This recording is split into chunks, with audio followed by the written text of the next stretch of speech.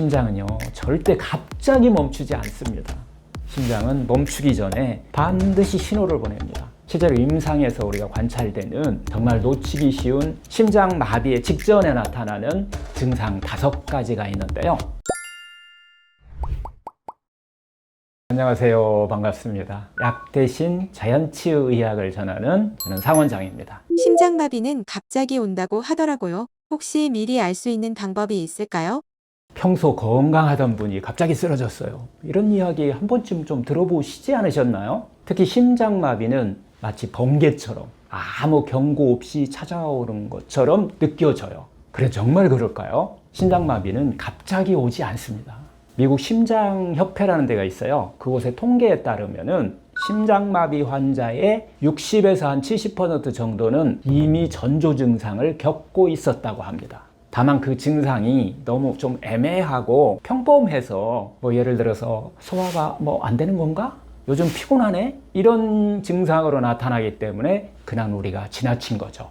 놓치기 쉬운 1단계 경고 신호가 있는데요. 대체적인 예로는 다리가 붓는다. 이것이 심장이 혈액순환이 이제 안 된다는 1차 신호예요. 그 다음에 요즘 소화가 잘 안 되는 것 같아. 아니면 왼쪽 어깨가 묘하게 뭔가 뻐근한 것 같아. 밤에 자주 깨고 이유 없이 막 불안하다. 또 피곤해서 그런가 싶었는데 자꾸만 가슴이 좀 답답하다. 이런 증상들이 바로 1차 신호예요. 이거 그냥 넘기시면 안 됩니다. 이건 심장이 보내는 첫 번째 SOS 신호인 거예요. 1단계 경고를 우리가 놓치게 되면 그냥 지나가면 어느 순간 심장은 더 큰 신호를 보내기 시작합니다. 실제로 임상에서 우리가 관찰되는 정말 놓치기 쉬운 심장 마비의 직전에 나타나는 증상 5가지가 있는데요. 첫 번째는 가슴 중앙이라고 그러죠. 여기에 압박감, 막 조이는 느낌 같은 것이 있어요. 찌르는 통증이 아니라 무겁고 눌리는 듯한 묵직한 압박감입니다. 이 통증은 간혹 또 왼쪽 팔이라든가 어깨, 턱 등으로 이렇게 번지기도 해요. 두 번째는 계단 오를 때 숨이 막 턱 막히는 증상이에요. 이건 단순한 체력 저하가 아니라 심장의 펌프 기능이 약해졌다라고 하는 신호일 수도 있다는 겁니다. 세 번째는 명치 부근에 이것도 마찬가지로 더부룩함과 소화불량 증상으로 잘 나타나요. 특히 여성들은 속이 불편한 느낌으로 나타나는 경우가 아주 많습니다. 이걸 위장 문제로 그냥 오해하기 쉽지만은 심장 문제일 수도 있다는 겁니다. 네 번째는 극심한 피로감이에요. 막 식은땀 나고 어지럼증 일어나고 평소와 다른 어떤 식은땀, 또 얼굴이 창백해지고 기운이 쫙 빠진다고 하면 심장 에너지가 고갈하는다는 경고일 수 있습니다. 다섯 번째, 새벽 시간에 가슴 답답함이에요. 이유 없는 어떤 불안 증상 같은 것이 같이 나타나기도 합니다. 그래서 자주 깨게 되고 왠지 모를 두려움이나 공포감 같은 것이 올라오는 경우, 이것은 심장뿐 아니라 자율신경계의 붕괴와도 같이 연결되어 있는 심장의 문제일 가능성이 있어요.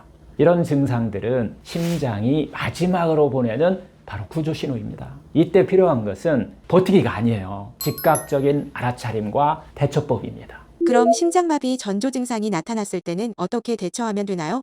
이런 증상이 나타난다고 하면 지금 당장 해야 할 대처법이 있는데요. 이럴 때 절대로 참지 마세요. 운동으로 풀어볼까? 이거 절대 금지입니다. 즉시 해야 할 6가지 대처법이 있는데요. 첫 번째가 움직이지 말고 앉거나 그냥 눕기입니다. 심장을 무리시키지 않는 게 최우선이에요. 두 번째는 복식 호흡을 한번 해보는 거예요. 한 5회 정도만 한번 해보세요. 천천히 내쉬는 게 중요해요. 이것이 바로 심박수를 안정시켜주는 작용을 합니다. 셋째는 아스피린이 있으면 아스피린 일정, 한 알이죠? 씹어서 한번 먹어보는 거예요. 이건 무의식이 있을 때만 가능한 거예요. 혈전 생성을 늦춰주는 작용을 합니다. 넷째는 119에 신고하셔야 돼요. 그리고 주변 사람에게 나 이렇다라고 알리는 것이 상당히 중요합니다. 절대로 혼자 참지 마세요. 다섯째는 따뜻한 찜질로 긴장을 완화시키는 게 좋습니다. 이때 냉찜질을 하거나 몸을 긴장시키면 안 됩니다. 몸을 이완시키는 게 중요해요. 여섯째는 손끝과 발끝에 마사지를 해주는 거예요. 말초 모세혈관을 자극해서 혈류를 좀 도와줄 필요가 있습니다. 이거 절대 정말 무시하거나 참지 않는 것이 중요해요. 그럼 왜 겉보기도 건강한 사람도 운동 중에 이렇게 갑자기 자주 쓰러질까요? 실제로 심장마비 환자의 30-40% 정도는 운동 중에 발생합니다.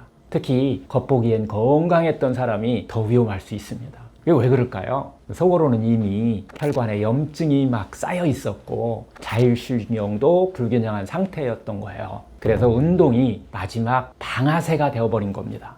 운동은 건강하지만 준비되지 않은 우리 심장한테는 이 독이 될 수 있다는 얘기예요. 자연치유의학에서는 이렇게 얘기합니다. 심장마비의 뿌리는 말초 모세혈관의 장애에서 시작된다라는 얘기를 해요.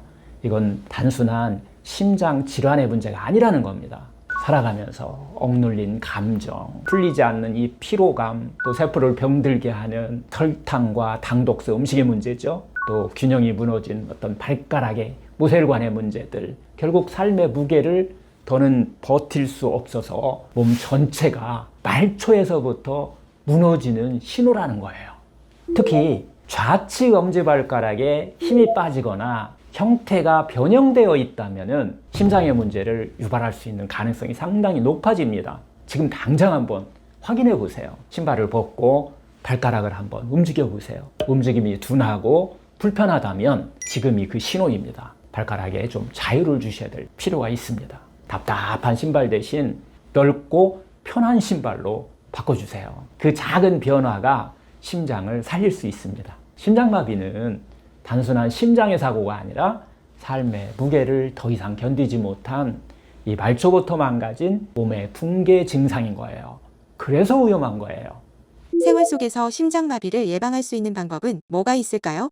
심장을 되살리는 5가지 자연치유 루틴이 소개를 드릴 건데요. 결국 심장 치유의 핵심은 피는 맑게, 혈액순환은 활발하게입니다. 심장마비를 근본적으로 예방하는 최고의 방법이죠.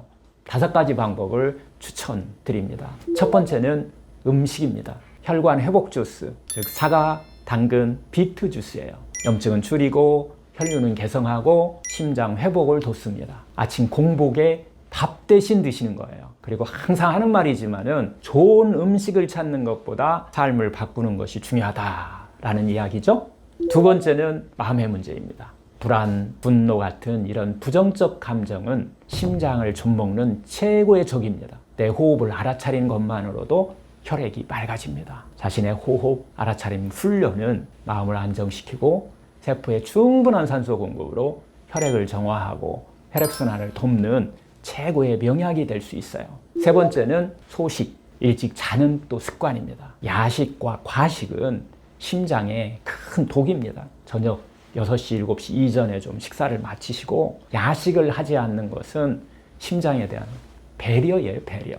그리고 밤 11시, 새벽 3시까지의 깊은 수면은 심장을 회복시키는 약입니다. 네 번째는 운동입니다. 운동은 심장과 의장에 스트레스가 없는 그런 운동을 하셔야 돼요. 부담을 적게 주는 운동이죠.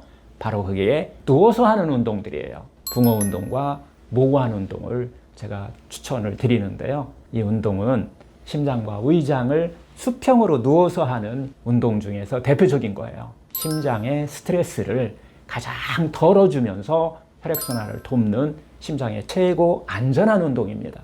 마지막 5번째는 발가락의 모세혈관 도수법이에요. 이걸 제가 특별히 더 추천드리는데요. 즉 발가락의 지압과 마사지 해주는 거예요. 혈액순환의 그 끝단을 우리가 살려주게 되면 심장은 자연스럽게 살아납니다. 심장은요 절대 갑자기 멈추지 않습니다. 심장은 멈추기 전에 반드시 신호를 보냅니다. 문제는 우리가 그 소리를 듣지 않았다는 거예요. 오늘 이 영상을 통해서 여러분이 그 작은 신호를 들을 수 있기를 바랍니다. 그게 바로 심장을 살리는 첫걸음입니다.